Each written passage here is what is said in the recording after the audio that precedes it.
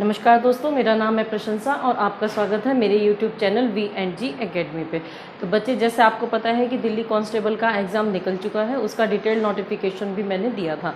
ये video Delhi police constable वालों के लिए मोस्ट इम्पोर्टेंट होने वाली है, क्योंकि इसमें हम रीजनिंग की स्ट्रेटेजी को पढ़ेंगे। किसी भी एग्ज़ाम को क्लियर करने के लिए जितना सिलेबस का वो जाना ज़रूरी है, जितना ज़्यादा आपका ये ज़्यादा ज़रूरी है कि आपको वो चीज़ें आती हैं, उससे भी ज़्यादा ज़रूरी एक चीज़ और होती है कि आपकी स्ट्रेटेजी।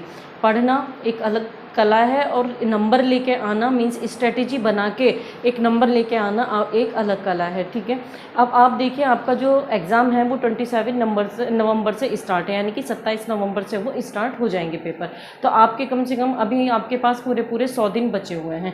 कुछ बच्चे पहली बार ये पेपर दे रहे हैं, कुछ दूसरी या तीसरी बार एग्ज़ाम दे रहे हैं, और कुछ जो बच्चे 2-3 बार एग्ज़ाम दे चुके हैं और उनको नहीं पता लग पाता कि उनको ये नहीं पता लग पाता कि वो गलती कर कहाँ रहे हैं। ठीक है, तो मैं आपको एक बहुत शॉर्ट में बता देती हूँ कि मैं आज जो वीडियो लेके आ रही हूँ वो हर तरीके के बच्चे के लिए बहुत ज़्यादा इंपॉर्टेंट है, क्योंकि इसमें मैं रीजनिंग की स्ट्रेटेजी लेके आई हूँ। ठीक है, अब बात आती है रीजनिंग की स्ट्रेटेजी का मतलब क्या होता है। ठीक है, कि आपका जो पेपर है एक्चुअली एग्जामिनर आपसे पूछना क्या चाहता है। पहली चीज़, ये एग्ज़ाम एसएससी कंडक्ट करा रहा है, और अगर एसएससी कंडक्ट करा रहा है तो वो अपने रूल्स के हिसाब से फॉलो होगा। ठीक है, दूसरी बात कि यहाँ पे आपको 35 नंबर का रीजनिंग मिलेगा। 100 में से 35 नंबर, यानी कि आप समझ लीजिए 33%, मीन्स पूरे 33 से 35% आप वहाँ पे कवर कर सकते हैं। पूरा है 35% है, ठीक है, 100 नंबर का पेपर है और 35 है, लेकिन अगर आप वहाँ पे 33 तक भी करके लेके आते हैं तो आप 33% तो वहाँ पे आप अपनी, क्योंकि आपने देखा था कि कट ऑफ आपकी लगभग 70-80 के पास है। अगर हम 80 भी कट ऑफ मान के चलते हैं और 33 आप रीजनिंग में कवर कर लेते हैं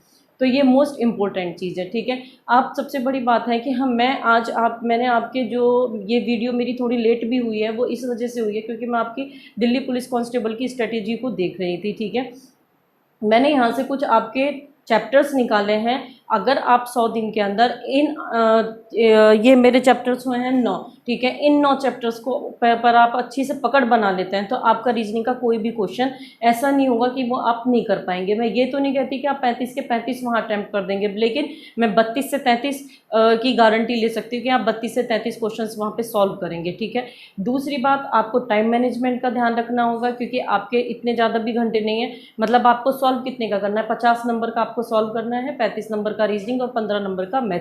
तो आपको कैलकुलेशन थोड़ी सी अपनी बढ़ानी पड़ेगी। रीजनिंग में कैलकुलेशन का यूज़ नहीं होता, लेकिन वहाँ पे आपका जो थॉट प्रोसेस है वो आपको बढ़ाना पड़ेगा। अब हम फटाफट से स्टार्ट करते हैं। वो 9 चैप्टर के बारे में मैं आपको बताती हूँ कि कौन से 9 चैप्टर ऐसे मोस्ट इम्पोर्टेंट हैं जो आपको करने ही करने हैं। और अगर आपने ये स्पेशली बहुत अच्छी तरीके से कर लिए तो आपका रीजनिंग में 32 में से 33 नंबर कहीं नहीं गए। हालांकि ये 35 के 35 नंबर ही दिलाने वाले हैं, लेकिन फिर भी 2-3 क्वेश्चन वो ऐसे रखते हैं, हर एग्जाम में ऐसे रखते हैं कि आप सारे के सारे सॉल्व ना कर पाएँ। ठीक है, तो अब हम बात करते हैं उन 9 चैप्टर्स की। ठीक है, पहला चैप्टर आएगा आपका अल्फ़ाबेटिकल और न्यूमेरिकल। ठीक है, मैंने यहाँ पे आपका वेटेज भी लिख दिया है 9 के 9। ठीक है, चैप्टर जो होंगे 9 के 9 चैप्टर कितना वेटेज लेके बैठे हैं आप खुद देखिएगा। पहला है अल्फ़ाबेटिकल और न्यूमेरिकल। ठीक है, ये सब चीज़ें मैं विद प्रूफ भी आपको दिखाऊंगी।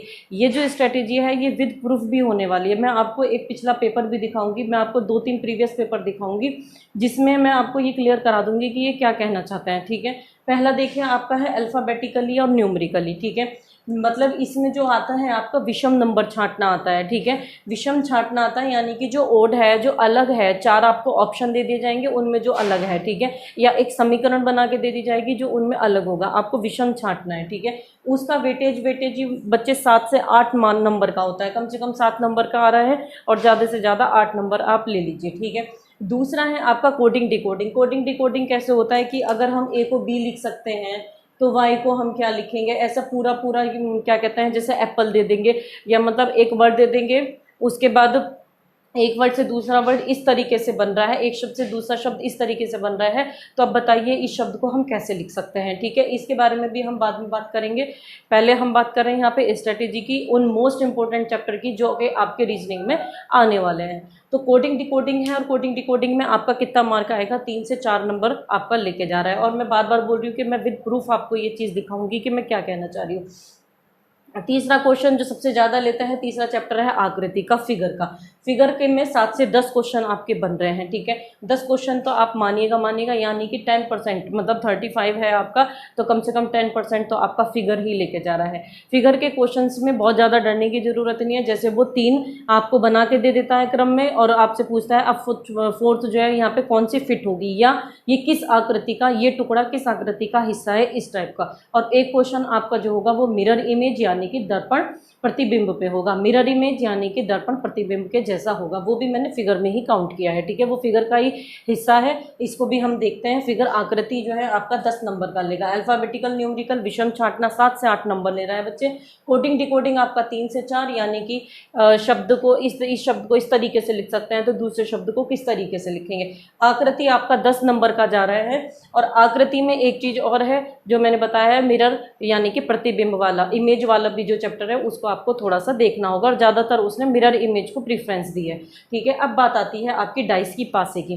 पासा आपका 1 से 2 है, 1 नंबर आपका अपना पक्का मान के ही चलिए, ठीक है। और ज़्यादा से ज़्यादा ये 2 क्वेश्चन आए हुए हैं, ठीक है। अब बात करते हैं सीरीज यानी कि श्रेणी। श्रेणी आपकी 2 नंबर की आएगी। यहाँ पे श्रेणी दोनों चलेंगी, अल्फाबेटिकली भी और न्यूमेरिकली भी, जो उसका मन चाहेगा वो पूछ लेगा, ठीक है। तो 2 नंबर आप मान लीजिए, क्या पता वो ऐसा भी करे कि 1 नंबर में वो अल्फाबेटिकली की पूछे और 1 नंबर में क्या कहते हैं वो न्यूमेरिकल की पूछे, ठीक है। 2 नंबर का आपका ये हो गया। तो ये आपके 5 चैप्टर हैं, ठीक है। आगे के हम बात करते हैं रक्त संबंध यानी कि ब्लड रिलेशन। ब्लड रिलेशन पे वो 1 से 2 क्वेश्चन पूछेगा, अधिकतर वो 2 क्वेश्चन पूछ रहा है, इसलिए मैंने यहाँ पे 2 लिख दिया है, वरना आप 1 से 2 मान के चलिए, 1 भी आ सकता है और 2 भी आ सकते हैं।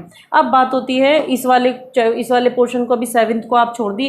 8 क्या है, सिलोगिज्म यानी कि 1 से 2 क्वेश्चन इसमें आएंगे। सिलोगिज्म क्या है कि जैसे हम बोलते हैं कि कुछ किताब पेन है, कुछ पेन पुस्तकें हैं, तो कितनी क्या सारी पुस्तकें पेन होंगी, इस तरीके के जो क्वेश्चंस होते हैं, ठीक है, जो कि आपके बिल्कुल थॉट प्रोसेस पे डिपेंड होते हैं। इस तरीके के क्वेश्चन यहाँ पे 1 से 2 देखने को मिल जाएगा, ठीक है। अब बात करते हैं कि ये मैंने लिखा है, ये हालांकि फिगर में ही आ जाएगा, लेकिन फिर भी मैंने ये अलग लिख लिया है क्योंकि इसका वेटेज अच्छा खासा है। 2 से 3 नंबर का ये वेटेज ले रहा है। कितने त्रिभुज कितने आयत। इंग्लिश मीडियम के बच्चे कि जैसे वो एक फिगर दे देते हैं आपको, ये इस तरीके से एक फिगर दे देगा और ये पूछता है कि इसमें बताइए कितने त्रिभुज हैं, या बताइए कि इसमें कितने, इस फिगर में कितने आयत हैं, ठीक है। तो इसको भी हम डिटेल्ड में हम डिस्कस करेंगे 9 के 9 चैप्टर को। एक मैंने छुटवाया था, इन्होंने एक चीज़ और की हुई है रीजनिंग में बच्चे, क्योंकि मैथ यहाँ पे ये 15 नंबर का पूछ रहे हैं, ठीक है। तो 2 क्वेश्चन ये पक्का मैथ से रिलेटेड पूछते हैं। एक क्वेश्चन अधिकतर CISI से यानी कि ब्याज से आता है, चक्रवृद्धि ब्याज या साधारण ब्याज से आता है। और दूसरा जो क्वेश्चन है वो कई बार आयु से ले लेता है, कई बार परसेंटेज यानी कि प्रतिशतता से ले लेता है, या इंग्लिश मीडियम के बच्चे परसेंटेज एज इस तरीके से ले लेता है, या फिर अनुपात यानी कि रेशो से ले लेता है। हिंदी मीडियम के बच्चे अनुपात समानुपात से ले लेता है, ब्याज साधारण ब्याज चक्रवृद्धि ब्याज दोनों तरीके के ब्याजों से ले लेता है। और तीसरा ये कई बार हमारा आयु यानी कि एज के क्वेश्चंस को भी फॉलो कर लेता है। इसमें वो पार्टनरशिप भी ले सकता है, क्योंकि जब आप रेशो की बात करते हैं, अनुपात की बात करते हैं, तब वहाँ पे आप पार्टनरशिप आपकी लग जाती है, क्योंकि पार्टनरशिप में भी आपका किसका यूज़ होता है, साझेदारी। साझेदारी में भी आपका अनुपात समानुपात का यूज़ होता है, यानी कि पार्टनरशिप में भी आपका रेशो का यूज़ होता है। ये बात आप अच्छे से जानते हैं। हम दोबारा से एक बार ओवरव्यू ले लेते हैं कि पहला आपका अल्फाबेटिकल न्यूमेरिकल 7 से 8 नंबर का है, जिसमें विषम छांटना है। ये मैंने बोला था कि मैं विद प्रूफ बताऊंगी, ठीक है। आप देखिए मेरे पास मैंने ये, आप देखिए ये दिल्ली कांस्टेबल की बुक है मेरे पास, ठीक है। दिल्ली कांस्टेबल का ये 8 दिसंबर 2017 में आया हुआ है, ठीक है। शिफ्ट 1 में ये पेपर आया हुआ है। अब देखिए आप, ये वाला है कि इसमें विषम छांटी इस तरीके से कि हॉकी स्टिक है अगर, तो क्रिकेट का क्या होगा, ये स्क्रैप करके IMGC ऐसे करके, ठीक है। इसमें आपको बताना है कि इसकी जगह क्या आएगा। इस तरीके के क्वेश्चन ये लगातार यहाँ तक आपके लगे हुए हैं, देखिए, ठीक है। आकृति वाला क्वेश्चन मैंने बताया था, वो इस तरीके का क्वेश्चन होगा कि वो आपको एक फिगर दे देते हैं। एक और आया हुआ है इसमें रेक्टेंगल करके आया हुआ है, ये रहा, देखिए रेक्टेंगल करके भी ये इस टाइप का क्वेश्चन आया हुआ है, ठीक है। 2 क्वेश्चन मैंने बोला था, 1 से 2 क्वेश्चन वो लेता है कि इसमें हमें आयत बताने हैं, ठीक है। वो त्रिभुज भी पूछ सकता है, आयत भी पूछ सकता है, समांतर चतुर्भुज भी पूछ सकता है, कुछ भी पूछ सकता है, लेकिन अधिकतर वो आयत, वर्ग या त्रिभुज ही पूछता है, ठीक है, इस टाइप के क्वेश्चन में। देन डाइस, ठीक है। अब मैं आपको जो फिगर की बात कर रही थी, फिगर में देखिए आप कि देखिए पहला फिगर ये है कि ये किस फिगर का हिस्सा है, ठीक है। एक है आपका इस टाइप के कि ये इस फिगर को पूरा करने के लिए, देखिए इस फिगर को पूरा करने के लिए हमारे यहाँ पे कौन सी इंपॉर्टेंट होगी। इस तरीके से आपके ये सारे फिगर के क्वेश्चन आएंगे, ठीक है। अब बात करते हैं हम अपने जो मैंने ये लिखा था आपको कोडिंग डिकोडिंग का, लगातार 3 क्वेश्चन इस पे बने आते हैं जो लास्ट में आते हैं। देखिए 33 से ये स्टार्ट हो जाएगा कि इसको हम ये लिख सकते हैं, इसको हम ये लिख सकते हैं, इसको हम ये लिख सकते हैं, तो नेक्स्ट को हम क्या करेंगे। ठीक है बच्चे, बहुत ज़्यादा टेंशन लेने की आपको ज़रूरत नहीं है। ठीक है, गवर्नमेंट जॉब का एग्जाम है, मैं समझती हूँ कि इसमें प्रेशर बहुत ज़्यादा होता है, और कांस्टेबल का तो बहुत ही ज़्यादा बच्चों में क्रेज़ होता है, और वो भी दिल्ली पुलिस कांस्टेबल का बहुत ज़्यादा होता है, और अभी दरोगा की भर्ती भी आने वाली है। तो मैं आपको बस ये बता रही हूँ कि किसी भी एग्ज़ाम्स को क्लियर करने के लिए बहुत ज़्यादा ज़रूरत, जितनी आपको पढ़ाई की पर पड़ती है उससे भी ज़्यादा ज़रूरत आपको स्ट्रेटेजी की प्लस टाइम मैनेजमेंट की ज़रूरत पड़ती है। 35 नंबर की रीजनिंग में मैं आपको दावे के साथ कह सकती हूँ कि अगर आपने ये 9 चैप्टर कर लिए, ठीक है, आप अगर ये 9 चैप्टर को कर लेते हैं तो आप मेरा बिलीव करिए कि आपका एक भी क्वेश्चन यहाँ छूटेगा नहीं। लेकिन अगर वो एक आधा क्वेश्चन टफ कर देता है तो मैंने इसलिए बोला है आपको कि 32 से 33 नंबर आपके कहीं नहीं जाएंगे। और अगर आप 100 में से 33 नंबर यहाँ बना लेते हैं, और ऐसे ही मैं मैथ का भी स्ट्रेटेजी आपके साथ शेयर करूँगी, तो अगर आप मैथ में भी आप वहाँ पर 12 नंबर 13 नंबर बना लेते हैं तो आप खुद सोचिए 33 और 13 नंबर आपके, यानी कि 46 नंबर आप वहाँ ले आते हैं। क्योंकि जीके पे आप जीके पढ़िए, ठीक है, जीके को बहुत अच्छे से पढ़िए, करंट अफेयर्स को पढ़िए, लेकिन एक बात याद रखिएगा, जीके में कुछ भी कहीं से भी क्वेश्चन वो दे सकता है, उसका कोई क्राइटेरिया नहीं है, वो बहुत ज़्यादा वाइड है। तो जहाँ हम नंबर बना सकते हैं, हमारे हाथ में 50 नंबर हैं, ठीक है, एकदम, जिनको हमें ये भी पता लग जाता है कि ये क्वेश्चन हमारा सही है या नहीं है। ठीक है, आपका आंसर आ रहा है, ठीक है, नहीं आ रहा है तो आप वहाँ तुक्का नहीं भिड़ा सकते हैं, क्योंकि आपका नेगेटिव मार्किंग भी है। ठीक है, तो ये जो 9 चैप्टर बताए हैं इससे ज़्यादा इजी कुछ भी नहीं होने वाला है। अब मैं आपके साथ एक चीज़ शेयर और करती हूँ। आपके पास 100 डेज हैं, ठीक है, 100 दिन में मैंने आपको 9 चैप्टर दिए हैं। ठीक है, कुछ बच्चों का क्या होगा कि ये जो बच्चे थोड़ा भी हल्का भी जिन्होंने रीजनिंग को लिया है, या थोड़ा बहुत भी जिन्होंने रीजनिंग को पढ़ा है, वो एक बात याद रखिए, कुछ का ये वाला चैप्टर अच्छा होगा, कुछ का ये चैप्टर अच्छा होगा, कुछ का ये चैप्टर अच्छा होगा। तो 9 चैप्टर में से आप ये लगा लीजिए कि आपके 2-3 चैप्टर तो आराम से हो ही जाते हैं। ठीक है, तो फिर भी अगर आपके नहीं हुए और आप एकदम नए बच्चे हैं, तो मैं आपको ये बात बता देती हूँ कि 9 के 9 चैप्टर अगर आप इसको बहुत अच्छे से आपने कर लिया है, ठीक है, अगर इसको आपने बहुत अच्छे से कर लिया है तो आप 35 के 35 नंबर भी वहाँ पे ला सकते हैं, वरना 32 से 33 और 35 हाईएस्ट ही है, तो आप इतने नंबर ला सकते हैं।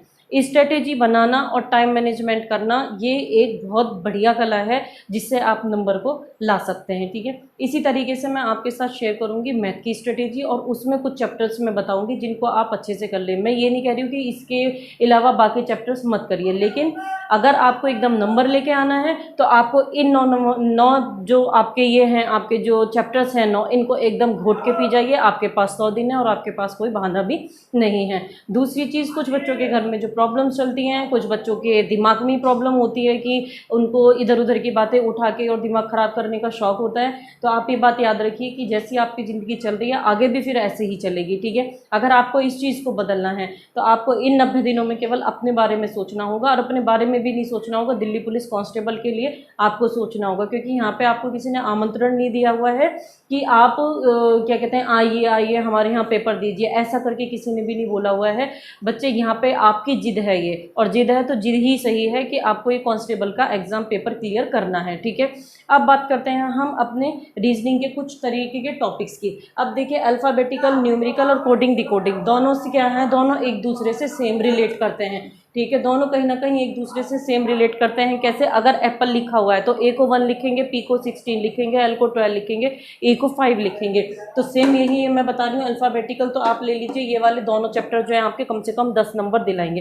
फिगर वाला जो क्वेश्चन है, वो ये जो वाला क्वेश्चन है, मतलब कितने आपके त्रिभुज आयत हैं, और आकृति वाले क्वेश्चन जो है सेम होते हैं। श्रेणी में भी मैंने आपको बताया है कि न्यूमेरिकल और अल्फ़ाबेटिकली आता है, अगर आपको नंबर याद होते हैं। ठीक है, श्रेणी में या तो वो स्क्वायर की श्रेणी पूछेगा, या वो क्यूब की श्रेणी पूछेगा, या वो मल्टीप्लाई 2 + 1 करके पूछेगा, इस तरीके से पूछेगा।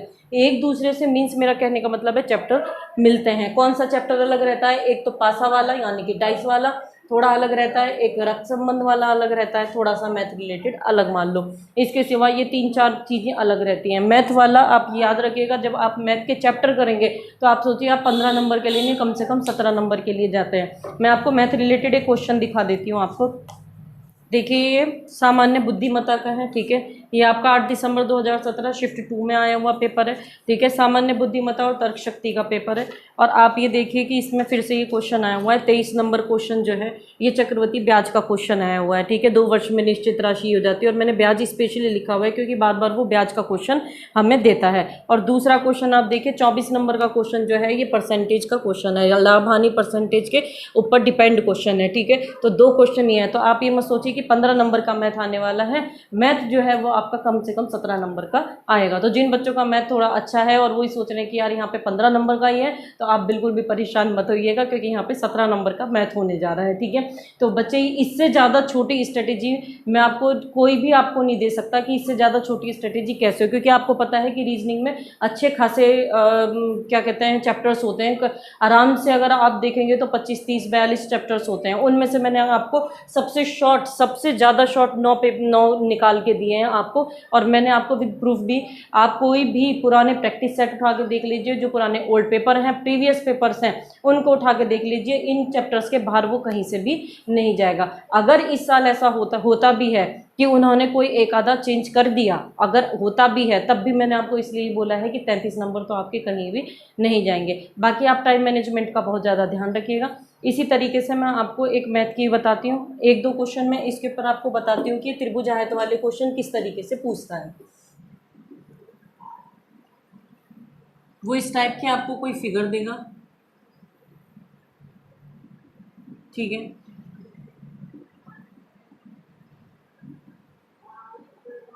बस वो आपको इतनी फिगर दे रहा है, ठीक है। यहाँ पे 3 लाइन कर दी उसने, और लगा लीजिए यहाँ पे एक इधर कर दीजिए, इधर कर दीजिए। और वो इसमें पूछेगा आपसे कि यहाँ पे आप बताइए कि टोटल आयत आपके कितने हैं, यानी कि टोटल जो रेक्टेंगल हैं उनकी संख्या कितनी है, रेक्टेंगल, ठीक है। इंग्लिश मीडियम के बच्चे जो हैं वो रेक्टेंगल हैं, और हिंदी मीडियम के बच्चे जो आयत है। तो इसमें आपको क्या बताना है, टोटल आयत यानी कि टोटल रेक्टेंगल आपके कितने होने जा रहे हैं। और जो आपका त्रिभुज के ऊपर आएगा, यानी कि जो ट्राइंगल के ऊपर आएगा, इस तरीके से करके वो कुछ दे देगा आपको, ठीक है। ये इस तरीके से करके वो कोई क्वेश्चन दे देगा आपको, और आपसे पूछ लेगा कि आप बताइए कि इसमें कितने टोटल ट्राइंगल हैं, ठीक है। तो इस तरीके के क्वेश्चंस को आप ध्यान से देखिएगा। ये होता है फिगर क्या कहते हैं, कितने त्रिभुज और कितने आयत है। तो मुझे नहीं लगता है कि आपको बहुत ज़्यादा ज़रूरत इसमें पड़ेगी, हालांकि आपके पास टाइम होगा, 1 घंटे का टाइम है, और कैसे आपको टाइम को मैनेज करना है मैं ये भी आपको बताऊँगी। अब बात करते हैं चैप्टर्स की। तो मैंने 9 चैप्टर आपको बता दिए हैं, इससे ज़्यादा शॉर्ट बच्चे अब नहीं हो सकता। मैंने आपको 42-45 में से आपको 9 चैप्टर गिन के बताए हैं, और इससे छोटी ट्रिक्स नहीं हो सकती हैं, ठीक है। और मैं आपको अब जो नेक्स्ट वीडियो मेरी होगी वो मेरी होगी आपके मैथ के ऊपर होगी, कि जिसमें आप मैथ को कवर कर सकते हैं, क्योंकि मैंने आपको बताया कि 15 नंबर का मैथ नहीं है, एक तरीके से 17 नंबर का मैथ होने जा रहा है। तो बच्चे आप अपना ध्यान रखिए, अपने माइंड को बिल्कुल अपने दिल्ली कांस्टेबल पे लगाइए, और जो बच्चे दिल्ली एसआई का भी देंगे तो उनकी भी नोटिफिकेशन आने वाली है, ठीक है। और इसका एग्ज़ाम एसएससी ले रहा है, तो थोड़ा सा आपको एसएससी के हिसाब से सोचना पड़ेगा कि वो किस तरीके के क्वेश्चंस को ले रहा है। जिन बच्चों का रीजनिंग बहुत ज़्यादा अच्छा है, जो ये समझ रहे हैं कि हमारा तो रीजनिंग पक्का है और यहाँ पे हमारे 35 नंबर पक्के हैं, तो उनके लिए मैं एक ही सलाह दूंगी कि जितने भी प्रैक्टिस सेट हैं, ठीक है, जितने भी ओल्ड पेपर्स आए हुए हैं, और जितने भी एसएससी, सीएचएसएल और सीजीएल के क्वेश्चन पेपर आए हुए हैं, तो आप अपना एक्स्ट्रा में वो लगा लीजिए, क्योंकि अगर थोड़ा सा भी लेवल हाई होता भी है तब वहाँ आप मैनेज कर लें, लेकिन ओवर कॉन्फिडेंट मत होइएगा। बहुत अच्छी बात है कि आपके 35 नंबर हाथ में हैं, लेकिन please please please over confident नहीं होइएगा।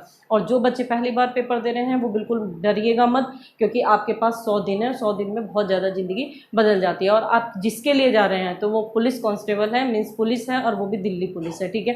तो आप उसकी महत्ता को भी समझिए, बहुत ज़्यादा ओवर कॉन्फिडेंस होने की ज़रूरत भी नहीं है, और एकदम डिप्रेशन का शिकार होने की भी ज़रूरत नहीं है। इन 9 चैप्टर्स को आप कर लीजिए। हालांकि मैं अपनी सीरीज़ भी दिल्ली एसआई की सीरीज़, मतलब जिस लेवल के वो क्वेश्चंस पूछ रहा है उस लेवल के क्वेश्चंस तक दिल्ली कांस्टेबल की मैं सीरीज़ भी चलाऊंगी, तो आप मेरी वीडियोस से भी उसकी हेल्प ले सकते हैं। और प्लीज़ मेरी वीडियोस को लाइक, सब्सक्राइब एंड शेयर करते रहिए, और इसी तरीके से प्यार बनाए रखिए। धन्यवाद।